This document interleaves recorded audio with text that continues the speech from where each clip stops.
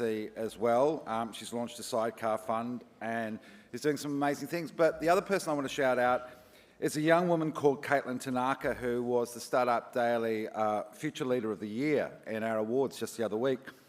She runs a company called Youth in Motion, which is helping provide one-on-one tutoring for students in high school to help them get through. Now, this is a business that's not going to make her a billionaire. You know, no one's going to get rich off investing in it.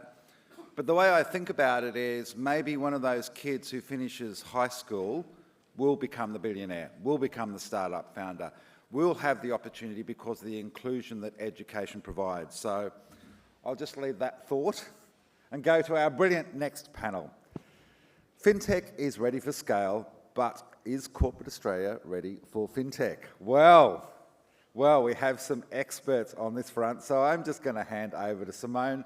Great to see you back here, as always. Simone is the CEO and founder of Paper Plane, international jet setter, busy working mum who can run an amazing startup and a big family at the same time. Anthony Fleming, Head of Growth at Teachers Health, and Cameron Fredericks, Payment Partnership Manager at David Jones. Put your hands together for our fabulous panel. Over to you, Simone. Thank you, Simon. Good morning, everyone. It's lovely to see you all on day 2 of Intersekt, where there's probably some tired people in the audience and on stage. But we are going to talk about corporate Australia FinTech adoption and where we're really up to. I have got 2 amazing people on stage with me to represent the entirety of corporate Australia today, so no pressure, Cameron or Anthony. I also have to say that you are expecting a baby any moment, so if he rushes off stage, he's off to the hospital. Clearly, I'm not giving birth, but yes, we are expecting. We might start by doing some introductions, both to yourself and the companies that you work for. Cameron, we'll start with you. David Jones probably doesn't need a lot of introduction, but could you tell us what Head of Payments involves at David Jones? Yeah, certainly. Good morning, and good morning to all of you. I will first say it's super humbling to be on this stage. There's a lot of peers that I've worked with, ex-bosses and whatnot too. And I think 15 years in the payment space and now being at David Jones has been really alarming and eye-opening, but super exciting. You're spot on. It's a 186-year-old business.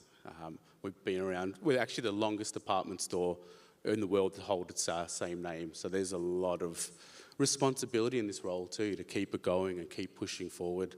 But I've been there for about just over 18 months now. Feels like about 18 years, to be brutally honest, because we've gone through a lot of change.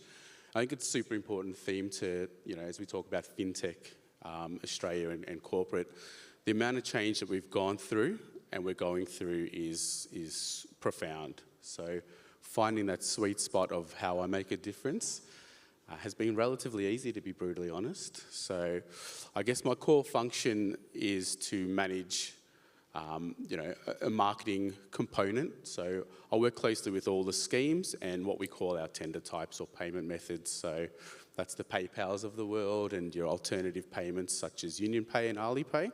So driving optimization of those payment methods is super key. But the reality is, and over the last 18 months, it's been really amazing how much of the business has come on the journey, because reality is there's 2 things that we do, right? It's promoting products and services and ultimately selling them.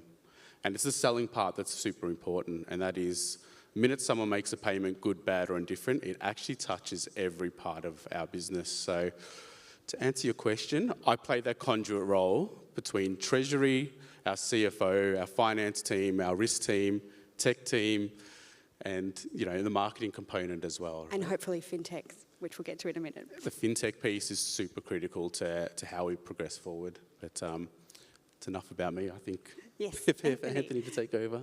Relatively new to Teachers Health, but the health insurance industry is definitely not new to you. Can you describe what you do and the health insurance industry broadly? Yes, certainly. So I've been at Teachers Health now for about 4 months. So part of the furniture, been there for, still very new. But been in health insurance or the insurance industry for over 20 years now, working primarily in sales and distribution, and looking at how we can get either B2B distribution partners or B2C sales channels optimised and operating for our businesses to ultimately grow our membership base and really look after all of our members. At Teachers Health now, we are going through a bit of a change process. We've got a lot of new leadership coming into the organisation, which is really exciting. It's bringing in some new experience and diverse thinking, which is really helping us look at what does the future look like, not just for us, but across the health insurance industry as well. I was just going to say, Teachers Health, we are the 6th largest health fund in Australia, but within health insurance in Australia, there's 30 health funds that operate under a multitude of brands, but there's a large concentration. So the top 5 health insurers have 20%, top 5 have 80% market share, and then there's about 25 health funds that share the next 20%. So there's a lot of health funds that do great things for their members, but they're very, very small organisations. So when we think about change or looking at technology or the availability of resources, both financial and people, some of them are very limited in what they can do when they're looking at change, or they've got very much competing priorities. Is this your first FinTech event? It is. Okay, wonderful. You picked the best one. How many members does Teachers Health have, Anthony? Oh, look, we've got just over 193,000 memberships, and we look after about 500,000 Australians across the country. And from a payments processing volume or value, have you got any stats for us, Cameron, for David Jones? I certainly do. So on about $2.2 billion turnover, we do about 4% cash. So reality is that everything else is coming through our payment network, and it's a large amount of volume and a lot to monitor, that's for sure. I think 4% cash is still above the average distribution from the RBA of cash at the minute for how many payments are being made, so that's interesting. Yeah, luxury doesn't discriminate. Okay. All right. So let's get to the FinTechy part now. There's a lot of conversations that have happened across yesterday and today, and we've spoken about Pay 2, NPP more broadly, CDR, digital ID. There's a whole mix of new, what I would think of as the infrastructure for the new economy that we're moving into. Do you think in the leadership conversations in your organisation, those things are being discussed in depth at all? Is there an awareness of all of these things? That's a very broad bucket. We'll dig into each one. But broadly, are these things being discussed? My answer to this one's quite simple. At the moment, no. I'd say there's very limited awareness across the organisation about some of these developments and some of the changes that are potentially coming through. And it is a little scary because they can have a profound impact on our business and the way we operate. I mentioned we've got just over 193,000 memberships. Across our industry, there's, I think, 12 million Australians covered with private health insurance in Australia. The vast majority of those memberships are paid by the month. They're monthly direct debits to pay their premiums. So when we start to think about potential changes to payment systems, it's got a potential huge impact on our industry, but I don't think there's very much conversation happening about that. Before I jump to you with that question, what do you think needs to happen to bring that conversation into decision-making today? Is it a government awareness? Is it being exposed to industry events like this more broadly for your org? I think it's definitely being exposed to industry events and understanding what developments are occurring. Our industry is very heavily regulated. Regulation and compliance really drives a lot of the discussions, a lot of the prioritisation of initiatives. So that first and foremost takes a lot of the conversation at the table each week. So if there was government direction or government change coming through, that would definitely shift the conversation quite quickly. All right, we might come back to that. Cameron, people talking about Pay 2 around the coffee machine at David Jones? Every day. I think firstly, to the point of CDR, so we do keep our finger on the pulse with that. So we've got transformation across our data sets, our customer insights team, and just as importantly, our loyalty platform. So making sure that we are doing the right things now to prepare us for what the future looks like is super important, but we're ultimately waiting for proper guidance out there, right? So I think so. To your point around Pay 2, quite a few bodies have reached out to us, and there doesn't seem like any profound use cases just yet.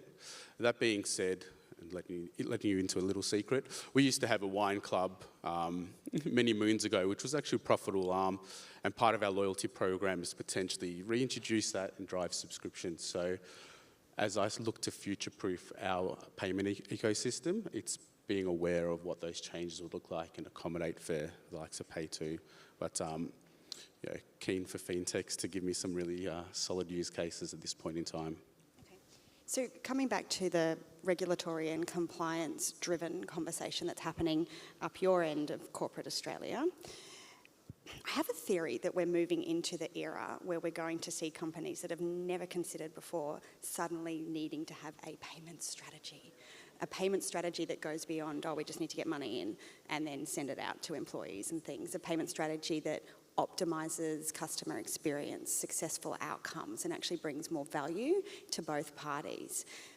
Do you think that's a role that you'll see growing at Teachers Health? I think it's definitely going to be a focus in the future. With our changes in leadership and new people coming in, we're putting a really heavy emphasis on customer experience.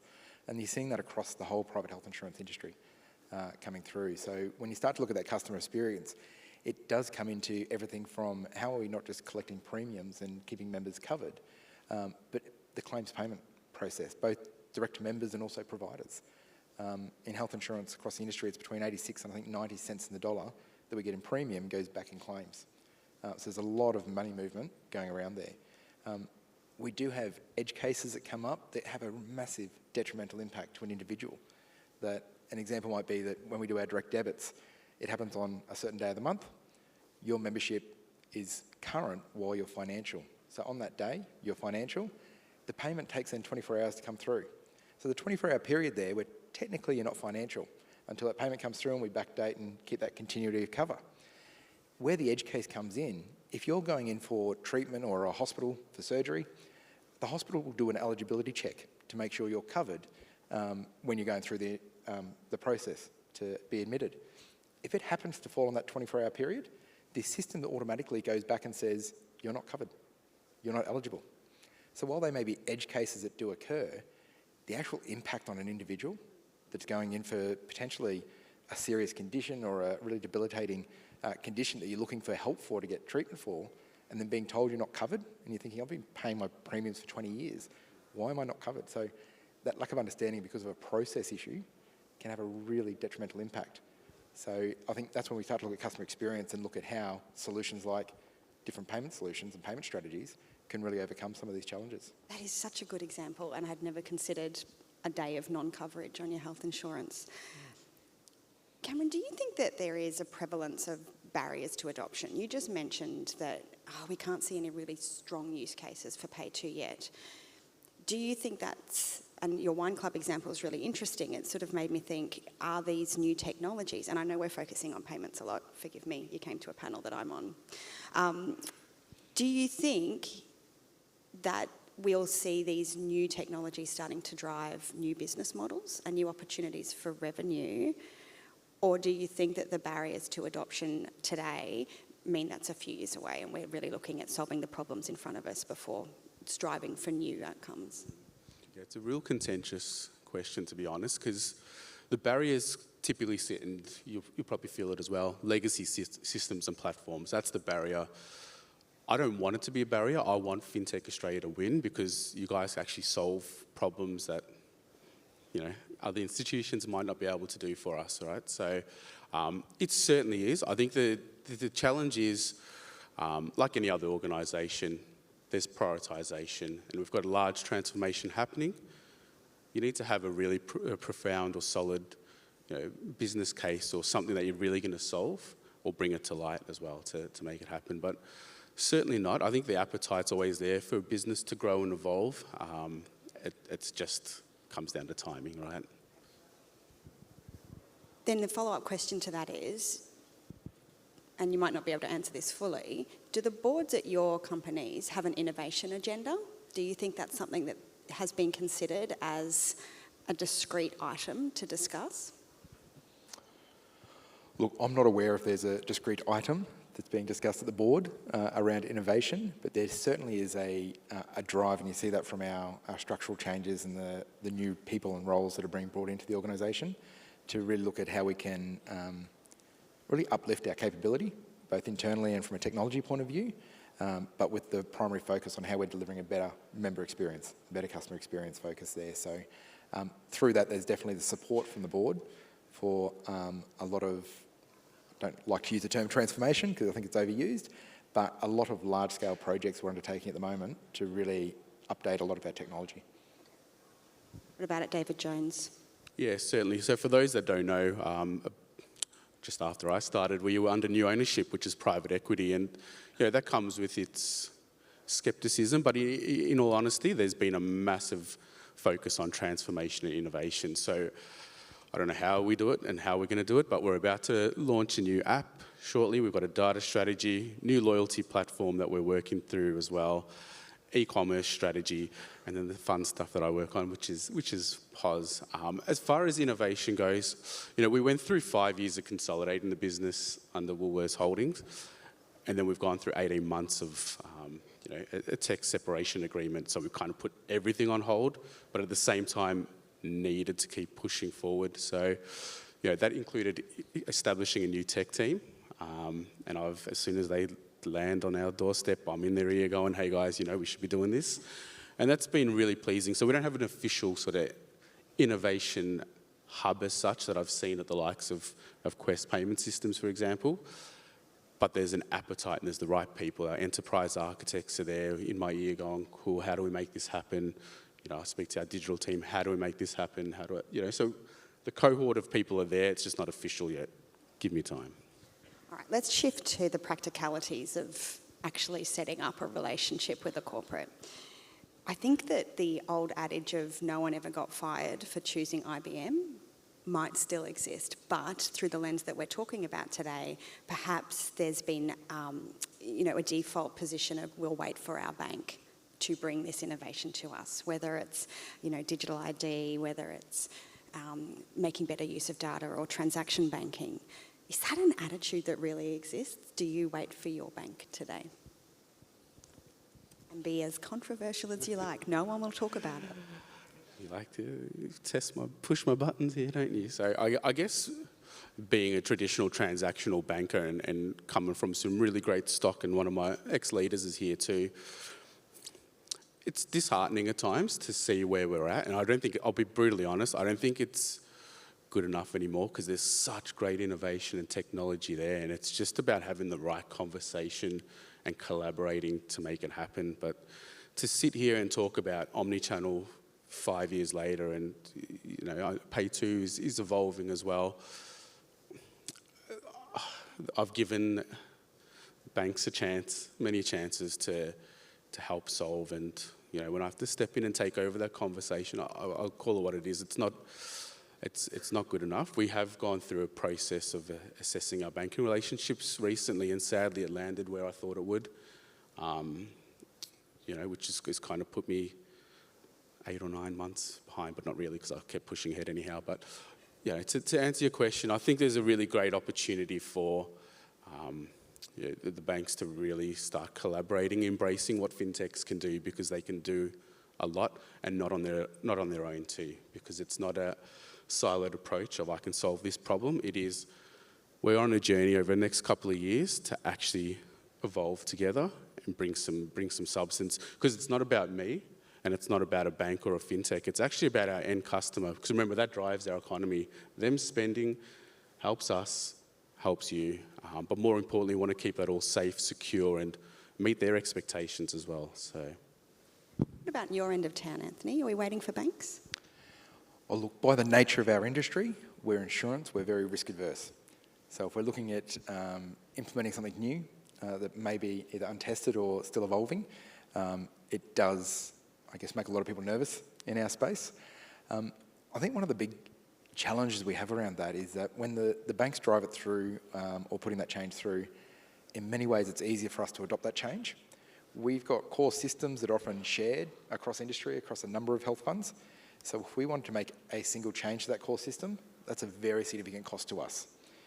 If that was being made across the industry, the system provider makes a change and we get the benefit of it coming through. So when the banks make the change or drive the change, they work with their core providers and that gets implemented for all of us.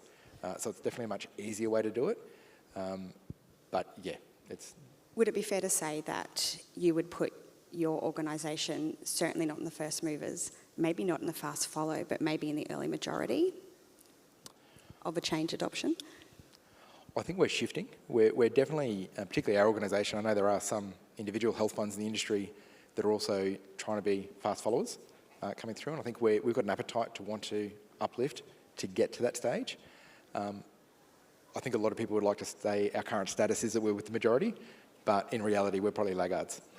All right, so let's just say, let's pretend I've got an amazing fintech and I want to knock on your door and create a relationship with Teachers Health.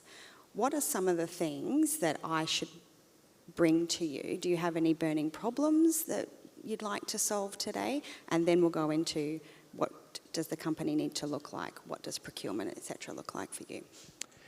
Look, first and foremost, I think it's coming in and taking the time to understand our business, our ecosystem, the challenges we do have and we're facing. It's not just about coming in with the nice shiny solution and a new tool for us to use. It's going to solve all of our problems. It's about really understanding where we are in our journey, where our systems are, what we're looking at developing, where our priorities are. And if there's a nice fit there, then let's keep that conversation going and work and help us solve from our perspective and our members' perspective, not what you can do for us, but how you can help us. And what would be the best way for a company to get to know those problems and get to know your industry more deeply? Sorry, that's a hard question. Unscripted one. A lot of it would be finding the contacts and starting up with informal conversations. Don't come in trying to pitch first up. Okay. All right. Would be my advice. Come in and have some introductions. Share what you do. Share what you've got available. But don't come in trying to pitch first meeting. Okay. Don't pitch. Very uncommon thing in this room. Probably the other one. I did talk to a few colleagues before coming here to get some with some of the questions we're looking at and one of their feedback. And one of the examples they got, which was terrible, at a previous health fund they worked at, they started bringing in a lot of vendors and external parties to come and help and provide advice and give direction and see what options they had for big transformation and uplift. And the start of each presentation, particularly from some of the big vendors coming through, was presenting to the health fund about private health insurance. It was teaching us about our own industry and our own business, which many found actually quite offensive. It's teaching us to suck eggs. That's really awkward. Yeah. Right, okay, don't do that. Cameron, what should an eager, keen fintech who wants to work with David Jones, how do we find out about your problems and the things that you're trying to achieve? Yeah, it's a super interesting one because it's so hard to navigate through such a complex ecosystem. But I think the key one, it's 101 to me, show me you know me. Come in here and actually understand our business. Don't, to your point, pitch a solution that makes sense to you as a fintech or solves a small problem. But, you know, one that stands out from one of the schemes is they came in and said, you know what, I love shopping at David Jones. I'm a loyalty member and, you know, I had this terrible experience. And they said it in a respectful way, but, you know, it got us, he then followed up by, got us thinking, you know, these are some of the things we can help you with, right? So I think that's super important. I think to your point, don't go in with the hard pitch because, you know, you could be pitching to the wrong person first and foremost. So it's building up the rapport. And I think it's glaringly obvious when people are coming in there for a transaction. Now, we're not in the game of a transaction. We're needing partnership because we can say things in a couple of sentences. It takes a couple of years of transformation. You know, I have to be somewhere at 11 o'clock. I can't click my fingers and be there, right? So it's about the storytelling and how you, as a fintech, can actually help us solve at a more holistic, holistic approach and piece. And I think the ones that have really stood out are the ones that have gone above and beyond. And, you know, those that have dealt with me know I'm as transparent as can be. If I let you in, I want you to win. So please win, but you can't do it alone. You need us to be on that journey. And in some cases, you need the banks to be on that journey too. And the ones that have gone above and beyond and found ways to simply integrate or pathways to integrate, you know, that means a lot to me because you're helping me. I need you to solve the problems. I can tell you what they are. So. When it comes down to actually moving into more of a formal relationship mode, are we rolling with RFPs? What does your procurement process look like? What are some really important, I suppose, pillars of that company that are really important to your organisations? Do you want to start first? Yeah, look, a lot of it will depend on the size and scale of the engagement we're looking at, and whether we look at going through a RFP or a tender process, or whether we do that more informally and through our discussions, that ongoing relationship to show me you know me, and we go, you're the right partner we want to work with. As we were saying, Cameron was saying, we're looking for partners, we're not looking for a vendor or a transactional relationship. It's someone to come on that journey and work with us and help solve those problems. So going through that then, once that decision's made, the biggest hurdle for us to overcome is regulatory and compliance. We will be doing data security checks, we'll be doing information security. There will be a lot of process to go through before we can even start then on that process and getting the contract finalised. Cameron, do you do RFPs at David Jones?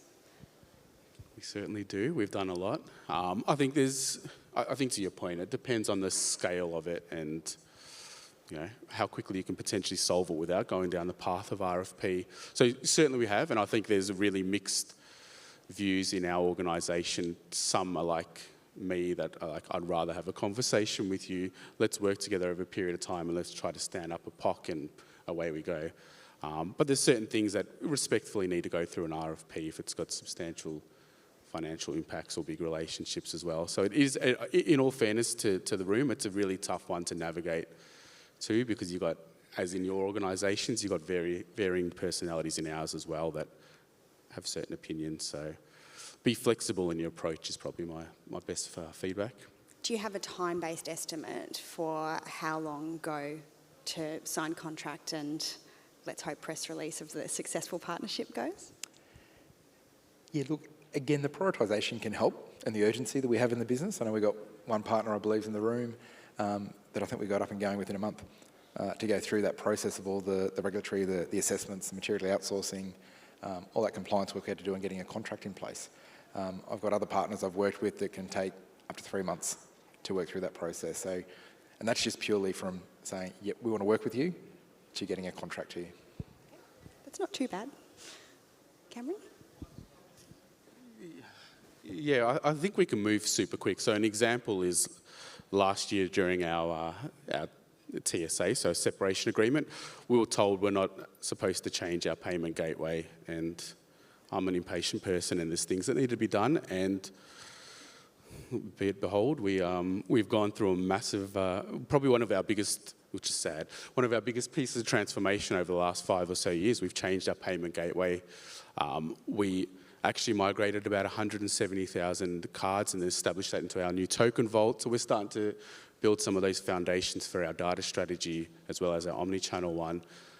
And I was a little bit tricky internally. I had an existing vendor and said, well, we're expanding our footprint with them. We're not implementing a new payment gateway, but ultimately we did. So if you can solve a pressing problem really quickly and simply and take ownership as a fintech or provider, I think the opportunity is there to move super quick. And we spun that around like in a ridiculous amount of time. It's something where I need to pause every now and then and be proud of that we've actually been able to achieve that. But then there's things, like I said, that we've been working on for 12 months that haven't resulted to where we need it to be as well. So I think, yeah, that quick time from when we decide, yes, we're going to work with you to get in the contract can move quick. But it's probably that lead time beforehand. But to get that decision, that can take a long time in many cases. Fair enough, okay. All right, we've got 2 minutes left. I have 2 more questions that I want to ask. There's a lot of conversation at the moment, particularly with the new scams prevention framework coming out, and neither of your industries are directly in scope, but indirectly will obviously be impacted. How do you think about scam prevention, fraud prevention, cybersecurity? Is that a very important topic in your organisations? And is it driving the need to look at some of those legacy processes more intensely than, say, a shiny new payment system coming in? Oh, look, absolutely. I think when you talk about the payment system side, yes, there hasn't been a lot of incidents in health insurance, but when we talk cybersecurity more broadly, in the last couple of years, we've had some major incidents come through with the Medibank hack a couple of years ago. So a lot of that has driven where that side of our business has started to really lock down, really tighten up. And that's where, when we're looking at bringing on a new vendor or a partner, looking at privacy assessments, materiality of outsourcing, information security, that's a really rigorous process we need to go through before we can even have the conversation about how we're going to start working together. So it's a very big area of focus and a very big area that consumes resources in our organisation. Cameron, how do you think about scams, fraud and cyber? Yeah, I think current economic climate and cost of living challenges is starting to get really ugly.